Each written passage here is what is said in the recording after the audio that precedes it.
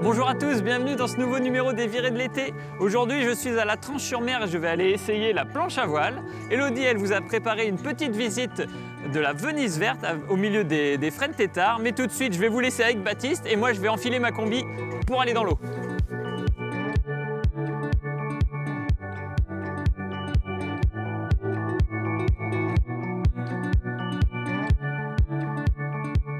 Bonjour à tous, aujourd'hui je vais vous parler d'un objet que l'on retrouve de plus en plus dans les jardins privés ou publics.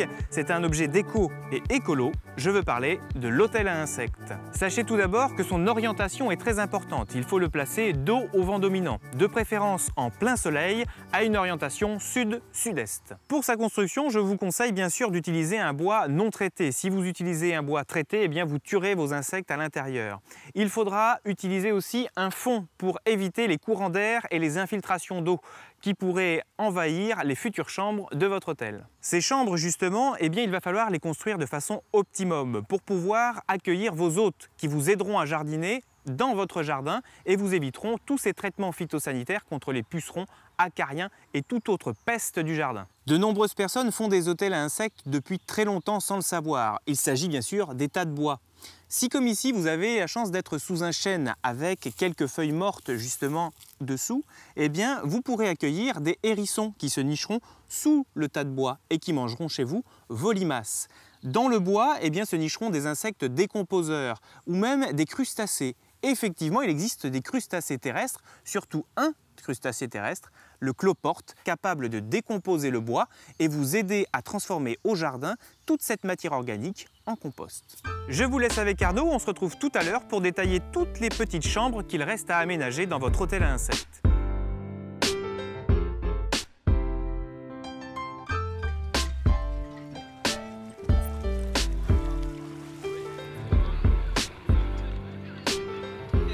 Test de flottabilité réussi. Donc la première partie c'était l'échauffement, on passe aux choses sérieuses.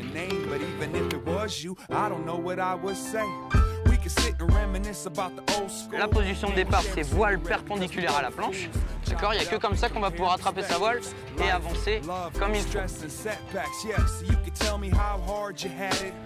On reste bien en face de sa voile, on garde les pieds bien autour du pied de mât et surtout, on n'essaye pas de tirer sur sa voile, on essaye de garder la voile la plus proche de l'eau possible.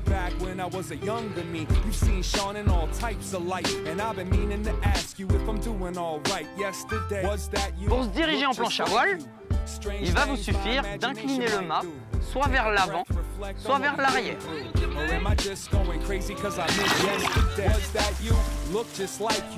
Strange things my imagination might do. Take a breath, reflect on what we've been through. Or am I just going crazy cause I miss you? I'm shook, I know, I pushed when I should've pulled. Took it all back if I could, I put that on my soul. And I would make it top-notch, good listener. If you could block off a little time, I'd give it here. Since we went our separate paths, I've hit a couple of snags that remind me of the past. I can't front, I'm having a blast. But damned if I ain't afraid of how long it's gonna last. Sitting here wishing we could kick it. Give me your opinions, I do miss the criticisms. I didn't mean to be distant, make a visit. I wait up and keep the coffee brewing in the kitchen. But who am I joking with? There's no way that you and I will ever get to reopen it. It doesn't matter, this is more than love. And maybe if I'm lucky, get to see you out the corner of yesterday. Was that you? Look just like you. Strange things my imagination might do. Take a breath, reflect on what we've been through. Or am I just going crazy cause I miss you? Yesterday. Was that you? Look just like you. Strange things my imagination might do. Take a breath, reflect on what we've been through. Or am I just going crazy cause I miss you? Alors Léo, on vient de découvrir la planche à voile. Qu'est-ce que c'est que cet engin finalement? Parce qu'on dirait une planche de surf, mais ça avance avec le vent et pas avec les vagues. Est-ce que tu peux nous présenter un petit peu ce que c'est? Alors la planche à voile, ça fait pas mal de temps que ça existe. C'est vrai que c'était un sport qui était pas mal pratiqué à l'époque, ça s'est un petit peu perdu. Pourquoi? Et trop difficile parce que d'accès c'était super compliqué l'accès. Ouais. Ouais. Les planches à l'époque étaient très grandes, très lourdes. Donc difficile de manœuvrer. C'était difficile, c'est vrai que ça s'est perdu. Au fur et à mesure du temps, les planches ont évolué. C'est vrai que maintenant, pour l'apprentissage, on a des planches qui sont beaucoup plus grosses, plus larges, qui permettent vraiment l'apprentissage beaucoup plus rapide. Et après, ça reste un engin à voile. Donc c'est vrai qu'on fait souvent la comparaison avec des catamarans, des optimistes, tout ça, parce qu'on va utiliser le vent pour avancer. Mais c'est vrai que c'est un support qui est quand même un petit peu plus compliqué dans le sens où on va plus utiliser notre corps pour faire avancer l'engin. Contrairement au catamaran, on va utiliser des outils, par exemple. Des voiles, voilà, on va utiliser des cordes, on va utiliser tout ce qui est barre, tout ça, pour faire avancer. C'est vrai que la planche à voile, ça va être beaucoup plus notre corps qui va faire avancer tout ça. Donc c'est un sport un petit peu plus de sensation. Et du coup, il faut avoir aussi un certain équilibre. L'équilibre fait un petit peu partie du jeu, mais c'est vrai que pas forcément. On a tendance à croire que c'est qu'un jeu d'équilibre, mais c'est vrai je le dis souvent, un bon planchiste n'est pas un bon surfeur. C'est-à-dire qu'un bon planchiste va s'équilibrer avec sa voile, va réussir à tenir debout sur la planche grâce à sa voile, et non pas juste grâce à sa proprioception, grâce à son équilibre. Il cède en fait avec le vent, voilà. Et c'est ce qu'on pouvait ressentir aussi au bout d'un petit moment. Quand on est déséquilibré, on peut se retenir. Et alors c'est assez facile de prise en main finalement, parce que là j'ai fait un cours avec des enfants. À partir de quel âge est-ce qu'on peut commencer à monter dessus? On voyait qu'il y avait des toutes petites voiles. Bah, juste avant, je donnais un cours avec un cours kid en fait, avec des 6-8 ans. Donc à partir de 6 ans, on peut commencer la planche à voile, même un petit peu plus tôt, mais uniquement en cours particulier du coup. D'accord. C'est vrai que des cours en groupe, à partir de 6 ans, 7 ans, on peut commencer. Et ça vient rapidement même pour les enfants? Pour les plus jeunes, en fait, ça vient beaucoup plus vite que pour des ados ou des adultes. C'est vrai que les enfants vont être moins dans la compréhension, ils vont moins essayer de comprendre comment ça fonctionne, ils vont plus essayer d'écouter ce que je leur dis et du coup, ça va être très directif, mais ils vont y arriver beaucoup plus facilement que des ados ou des adultes qui vont essayer de comprendre comment ça fonctionne et qui vont pas forcément comprendre justement la première séance. Et c'est particulier. Avec le vent, pour se diriger, en fait, on bascule d'avant en arrière. C'est ça. Et suivant si on est dans une direction ou une autre, on ne va pas tourner du même côté en inclinant la voile vers l'avant. Il y a plein de facteurs qui vont rentrer en compte. Il y a le fait qu'on ne peut pas avancer face au vent en voile, qu'on va être obligé de trouver des routes perpendiculaires, qu'on va avancer grâce à la voile, mais qu'il va falloir aussi rapidement comprendre qu'on peut se diriger grâce à la voile. C'est vrai que c'est deux notions qui sont assez compliquées parce qu'il va falloir coordonner le haut du corps, les bras, l'action de la voile, la position des pieds, tout ça. Donc et là, on voit qu'on était sur une seule séance d'1h30. La plupart des gens qui sont là, c'est pour un stage d'une semaine, mais au bout d'1h30, ça y est, on arrive à peu près à se diriger. Ça dépend des gens. Là, on avait une partie du groupe qui avait commencé à voir la direction en fin de séance. On a une partie du groupe qui n'arrivait pas encore à faire des allers-retours et à revenir exactement à la plage. C'est vrai que ça dépend, mais au bout du 3e jour, généralement, tous les niveaux s'alignent et on commence à avoir une flotte qui va naviguer beaucoup plus groupée. Moi, je vais pouvoir naviguer uniquement avec eux et arrêter de rester sur la plage. Et voilà. Mais c'est vrai que là, la première séance, on a qui comprennent beaucoup plus que d'autres et c'est normal. Est-ce qu'après, on peut aller faire une sortie en mer avec les planches à voile? Ouais. Généralement, sur un stage de 5 jours comme ça, la dernière ou les 2 dernières séances, on va en mer. D'accord. Et on arrive à partir et à revenir sur la plage? Voilà, le but c'est de partir d'un point, d'arriver à naviguer un petit peu et surtout de revenir à ce point pour rester en sécurité, en fait, rester sur notre zone de navigation. Mais généralement, au bout de 3 jours de planche, tout le monde est capable de faire ça. Donc c'est impressionnant d'aller en mer, mais c'est pas beaucoup plus difficile. Et après, si vraiment on est accro, toi tu es professeur et on peut prendre des cours et toute l'année se perfectionner. Il y a même de la compétition aussi, j'imagine. C'est ça. Il y a des jeunes qui, autant que dans des clubs de foot, de n'importe quel sport, il y a des jeunes qui viennent s'entraîner 1 ou 2 fois par semaine régulièrement. Et qui soit ont pour but d'aller vers de la compétition, donc de performer, d'essayer d'avoir le meilleur niveau, de se mettre en confrontation, soit des jeunes qui veulent faire du loisir, prendre du niveau, mais pour eux, pour leur autonomie, pour pouvoir réussir à naviguer en mer et se faire plaisir. C'est vrai que la planche, c'est un sport où on n'a jamais fini d'apprendre, on n'a jamais fini de progresser. Et on ne peut pas apprendre non plus tout seul, parce que tous les conseils que tu donnes, de mettre les pieds bien de chaque côté du pied du mât, d'être face à la voile... On en a des personnes qui apprennent toutes seules. C'est vrai qu'elles mettent beaucoup plus de temps à déjà prendre du plaisir et surtout à être en sécurité. Nous, on apprend rapidement à mettre les gens en sécurité, à les faire, voilà, à essayer de faire en sorte qu'elles soient vite autonomes pour pouvoir revenir à leur point de départ et justement le plus vite possible qu'elles puissent aller vers de la location pour aller s'amuser toute seule en autonomie. Parce qu'après, on peut louer une planche, il n'y a pas de prérequis. Il n'y a pas de prérequis. On pose des questions globalement, on regarde si les conditions sont favorables. Par exemple, aujourd'hui, les conditions sont assez fortes pour aller, pour que toi, tu ailles chercher une location et aller en mer. On te refusera la location en mer. Mais par contre, sur le lac, il n'y a aucun problème. Tu as bien vu que sur le lac, même si on commence à se faire pousser par le vent, on n'arrive pas forcément sur une plage, donc c'est pas dangereux. Voilà, on pourra revenir à pied, il n'y a pas de souci. Merci beaucoup Léo pour toutes ces explications. Moi tout de suite je vais vous laisser rejoindre Elodie qui est allée naviguer sur la Venise verte.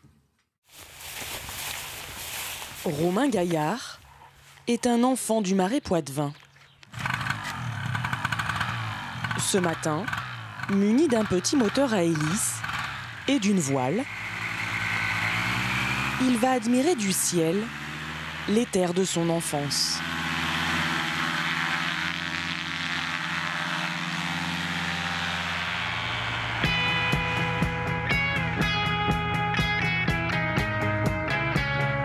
À 300 mètres au-dessus des arbres, le paysage du Marais Poitevin se dessine autrement. Il y a vraiment les 4 saisons qui sont marquées dans le Marais Poitevin et les photos sont toujours différentes.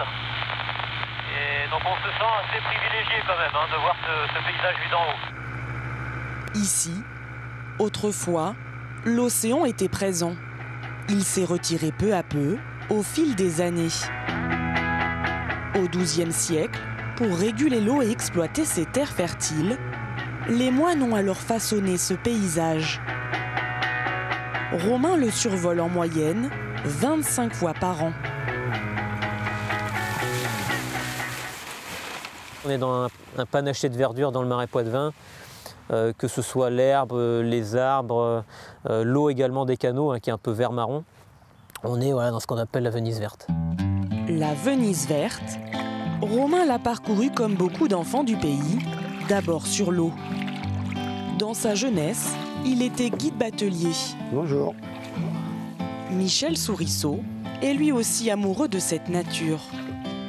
Guide batelier à la retraite, il fait partie de l'association Famille Rurale de Maizé. Ce qui me plaît dans ce marais, eh bien, vous voyez, c'est cette nature qui est vraiment exceptionnelle et qui a été construite par l'homme. Et donc on essaie, nous, à notre petite échelle, en tant que retraités, et puis nous sommes une vingtaine, là, à venir entretenir ces circuits, ces canaux, replanter des frênes quand les frênes sont tombées. Donc c'est le travail des anciens de notre association. Les frênes têtards, ce sont ces arbres qui bordent les canaux. Ils sont typiques du Marais Poitevin. Toutes les parcelles que vous voyez sont toutes entourées ici chez nous de frênes têtards. Alors vous avez des frênes coupées à 2,50 m quand il y avait de l'élevage, tout simplement à 2,50 m pour que le bétail ne mange pas les jeunes pousses de l'année. Et en les abattant régulièrement toujours à cette même hauteur, eh bien, c'est ce qui leur donne une forme très tortueuse, très bizarre. Et nous, on appelle ça dans notre marais des frênes têtards. C'est ce qui fait la beauté et l'originalité de notre marais.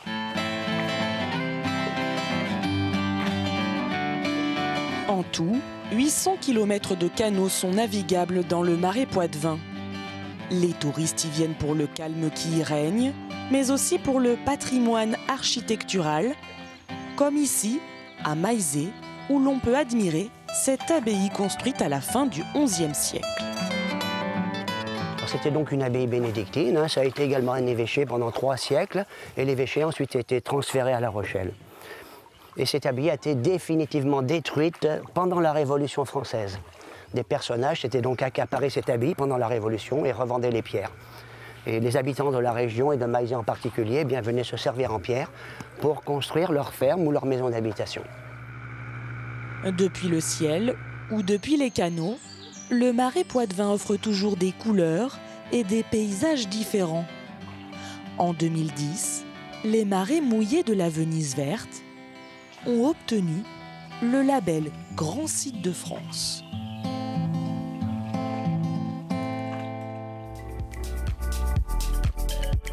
Si vous voulez naviguer au calme, vous pouvez toujours aller faire un petit tour sur la Venise verte comme Elodie. Sinon, si vous voulez vous tremper un petit peu les pieds et voir plus, vous venez faire de la planche à voile. En tout cas, moi, tout de suite, je vous laisse avec Baptiste.